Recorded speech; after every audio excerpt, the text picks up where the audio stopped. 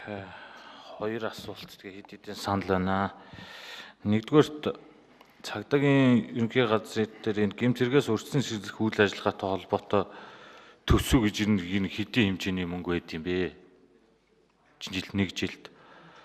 Хоёрдугаарт нь энэ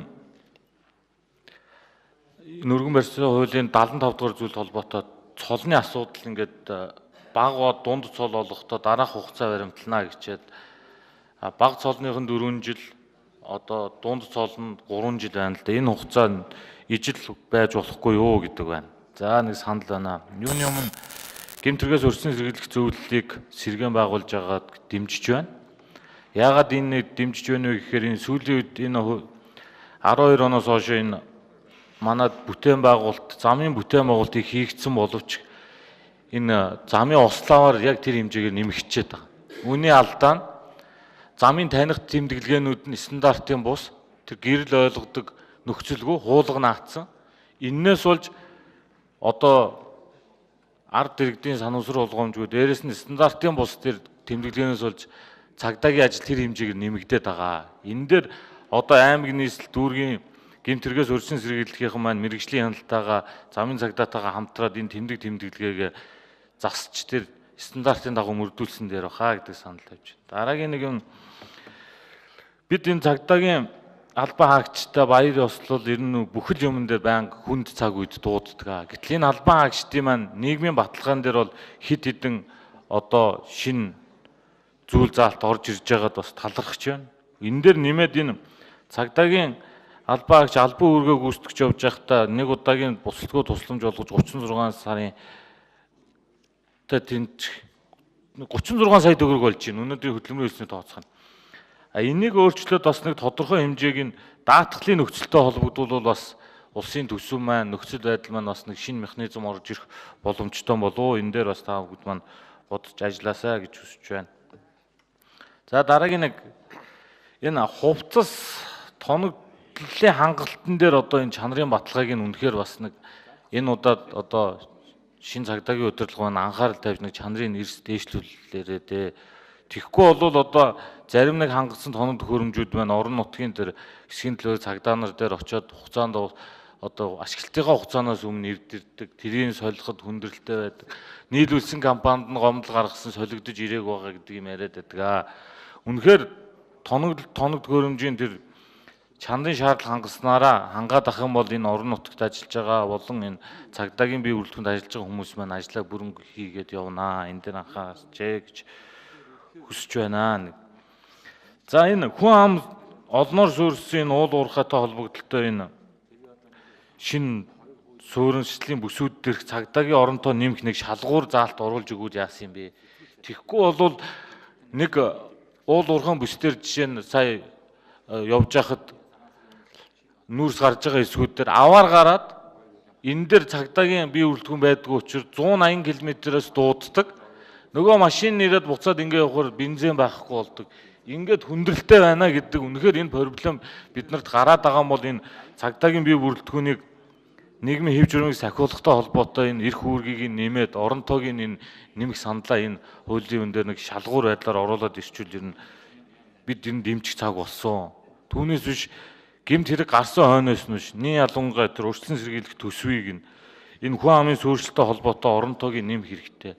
Дээр нь сая энэ асямтай холбоотойгоор үнэтэй авсан машинуудаа орон нутг руу өгсөн. За Цэрэнбат гишүүн 1 минут.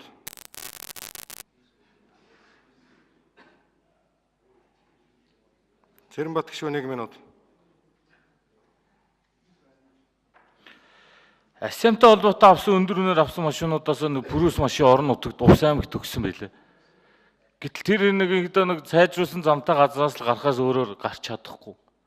Гэтэл энэ өөр төсвийн байгууллагууд өндөр үнээр авсан, туулах чадвар багатай, сэлбэг хэрэгсэл нь өндөр үнэтэй энэ машинуудаа нийт ялангуяа цагдаагийн байгууллага руу ингэж одоо хатуугүй хэлэхэд төсвөөс балансаас шилжүүлж барьдаг энэ юм бол бас болох хэрэгтэй. Энэ дээр бас тодорхой мэдээлэл өгөхийг хүсэж байна. Алтан бичгээр авъя. За хэн хариулах вэ? За Бямцгц цайд. За цолтой холбоод гэмтрээс урьдчилан сэргийлэх зөвлөлийн төсөв байгаа юу гэж. Яг гэмтрээс урьдчилан сэргийлэх зөвлөл бол хуулиараа аймаг нийслэл иргэдийн хурлын дэргэд байгуулагддаг. Хуулиараа тэнд одоо төсвөөс тодорхой мөнгө хуваарлагдаад түүнийг бас гэмтрээс урьдчилан сэргийлэх ажилд зарцуулах ёстой.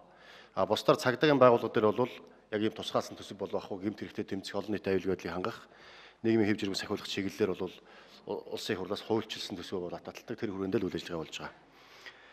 За цолтой холбоотой асуудал дээр цагдаагийн цолыг бага цол, дунд цол, ахлах цол гэдэг үндсэндээ ангилсан байгаа. За бага цолонд бол ахлагчаас ахлагч хүртэл цолнууд орж байгаа. Энд бол цолны бага цолны хугацаа бол 4 жилийн хугацаатай хоорондоо, дунд цол нь бол дэслэгчээс ахмад хүртэл цол орж байгаа. Энэ нь бол 3 жилийн хугацаатай.